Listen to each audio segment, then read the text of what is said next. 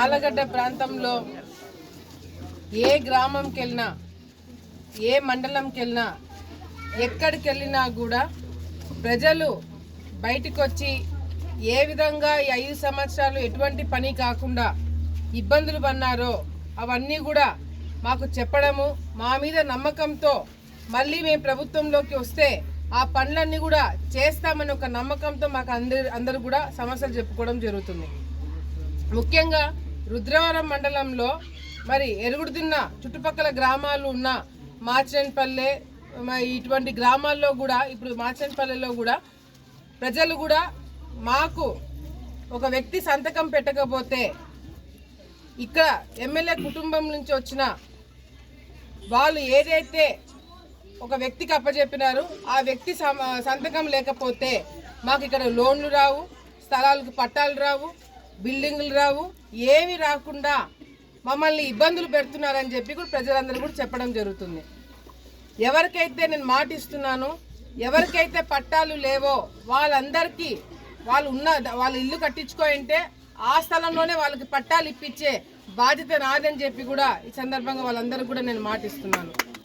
అంతేకాకుండా స్థలాలు ఇల్లు లేని వాళ్ళకి ప్రతి ఒక్కరు కూడా స్థలము, ఒకవేళ ప్రభుత్వం భూమి లేకపోతే ప్రభుత్వమే రైతుల దగ్గర నుంచి భూమి కొనుగోలు చేసి ఉన్న రేటు కన్నా 2 రెట్ల రేటు ఎక్కువనే కొనుగోలు చేసుకొని వాళ్ళకి స్థలం ఇప్పిస్తే బాధ్యత తీసుకుంటామని చెప్పి కూడా తెలియజేసుకుంటూ, మరి జగన్మోహన్ రెడ్డి గారు ఏదైతే తప్పుడు ప్రచారాలు చేసుకొని తిరుగుతున్నారో, ఇప్పుడు జగన్మోహన్ రెడ్డి గారు మన ఆలగడ్డ ప్రాంతంలో రేపు ఎర్రగుంట్ల తర్వాత గోవిందపల్లె గ్రామంకి సంబంధించిన రైతులతో మాట్లాడడానికి రేపు ఒక ప్రోగ్రాం పెట్టుకోబోతున్నారంట.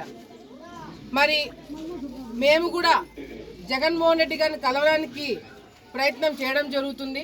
జగన్మోహన్ రెడ్డి గారిని కలవాలా, ఈ రాష్ట్ర ముఖ్యమంత్రి వస్తున్నప్పుడుగా ప్రజల్లో మేము కూడా భాగస్వాములు కాబట్టి మేము కూడా కలవడానికి మాకు కూడా అన్ని విధాలుగా హక్కు ఉంటుంది. సో మేము కూడా కలిసి ఏం లేదు, ఎరుగుడుదిన్న చుట్టుపక్కల ఉన్న గ్రామాలలో ఏదైతే ఎమ్మెల్యే వాళ్ళ అమ్మ ఈ రైతులకి నీళ్ళు వదలడానికి చందాలు వేసుకొని డబ్బులు ఇవ్వమని చెప్పి అడిగిందో అది కొంచెం డిస్కౌంట్ ఏమన్నా జగన్మోహన్ రెడ్డి గారు ఇప్పిస్తారేమో, కొంచెం డబ్బులు ఏమన్నా తగ్గించగలుగుతారేమో, రైతులు ఇబ్బందులు పడుతున్నారు, మేము ప్రతిపక్షంలో ఉన్నాం కాబట్టి ఏమైనా కొంచెం డబ్బులు తగ్గిస్తే ఆ డబ్బులంతా తీసుకుపోయి ఆయనకే అప్పచెప్పి నీళ్ళు వదిలించుకునే ప్రయత్నం చేద్దామని చెప్పి అడగడానికి పోదామని చెప్పి అనుకుంటున్నాం.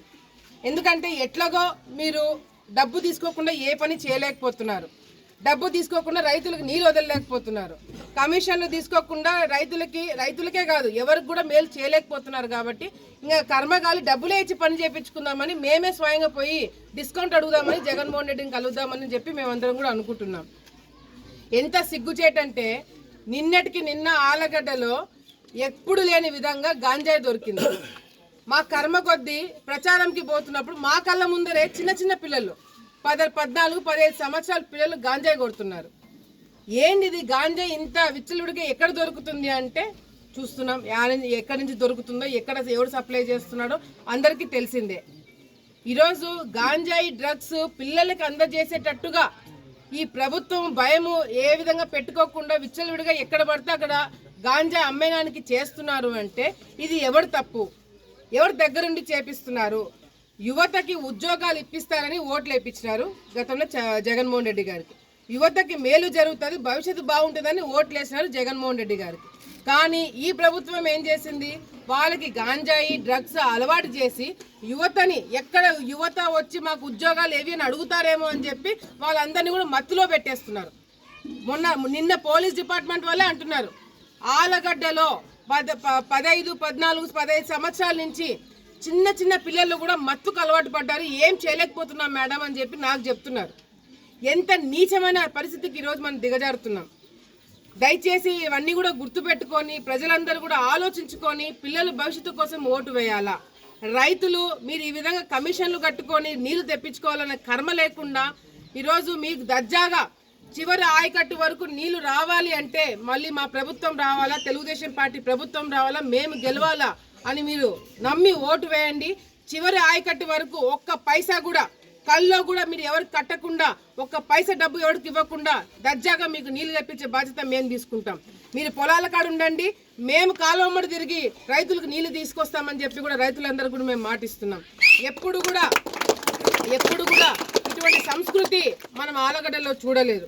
గతంలో కూడా చాలా మంది రాజకీయాలు చేశారు, కానీ ఎప్పుడు ఏనాడు కూడా ఏ నాయకుడు కూడా రైతుల దగ్గర నుంచి డబ్బు తీసుకోవడం అనేది ఇంత నీచమైన రాజకీయం చేస్తారని కూడా ఆలగడ్డ ప్రజలు ఊహించుంటారు. ఈ రోజు అది కనపడుతుంది. దయచేసి ఈ చుట్టుపక్కల ప్రాంతాల ప్రజలందరూ కూడా చెప్తున్నాను, మీరు భయపడి ఓటేయడానికి బయటికి రాకపోతే మీ భవిష్యత్తు ఉండదు. మిమ్మల్ని తీసుకుపోయి తాకట్టు పెడతాడు జగన్మోహన్ రెడ్డి. మిమ్మల్ని తాకట్టు పెట్టడానికి తీసుకుపోయేది కూడా ఇక్కడ స్థానికంగా ఎవడైతే మీరు నమ్మి వైసీపీకి ఇంతకుముందు ఓట్లేసి గెలిపించినారో ఆ ఎమ్మెల్యేనే మిమ్మల్ని తీసుకుపోయి తాకట్టు పెడతాడు. దయచేసి మీవన్నీ కూడా గుర్తు పెట్టుకొని, మీ చుట్టుపక్కల ఏం జరుగుతుంది, ఆడవాళ్ళకి రక్షణ లేదు. ఆ గాంజా అవన్నీ కొట్టి రేపొద్దున ఆడపిల్లల మీద పడితే ఎవడు దానికి గ్యారంటీ? ఆడపిల్లల్ని ఎట్లా కాపాడుకుంటారు? మత్య మధ్యలో అందరూ పిల్లలందరూ ఈ విధంగా తయారవుతే రేపొద్దున ఆడపిల్లలను బయటికి ఎట్లా పంపిస్తాం, ఎట్లా చదివిస్తామని చెప్పి ఇంగిత జ్ఞానం కూడా ఈ ప్రభుత్వానికి లేదు. దాదాపుగా 50,000 కోట్లు సంబంధించిన డ్రగ్స్ విశాఖపట్నంలో దొరికినాయి. ఎందుకబ్బా జగన్మోహన్ రెడ్డి గారు విశాఖపట్నంలో ఇల్లు కట్టుకోవాలి అంత గట్టిగా ఎందుకు అనుకున్నారు? విశాఖపట్నం ప్రజల మీద ప్రేమతో కాదు, ఆడ డ్రగ్స్ ఎవడు పట్టుకోకుండా పోలీస్ డిపార్ట్మెంట్ దగ్గరుండి కాపాడుకొని డ్రగ్స్ పంచేపించే కార్యక్రమం చేయాలి కాబట్టి జగన్మోహన్ రెడ్డి గారు విశాఖపట్నంకి పోయినారు. 3 రాజధానుల కోసం కాదు, యువతకి ఉద్యోగాలు రావడం కోసం కాదు, దేనికి కాదు. యాడించో బ్రెజిల్ నుంచి వచ్చే డ్రగ్స్ కి మన పోలీస్ డిపార్ట్మెంట్ వాళ్ళు కాపలా పెట్టాడు జగన్మోహన్ రెడ్డి గారు. దయచేసి ఈ రాష్ట్రాన్ని, మన ఆలగడ్డని కాపాడుకోవడానికి ప్రతి ఒక్కరు కూడా ఆలోచించుకొని ఓట్లేయండి. తెలుగుదేశం పార్టీకి ఓటేయండి. మీ పిల్లల భవిష్యత్తు, ఈ రాష్ట్ర భవిష్యత్తుకి గ్యారంటీగా మేము ఉంటామని చెప్పి కూడా ఈ సందర్భంగా తెలియజేసుకుంటున్నాం.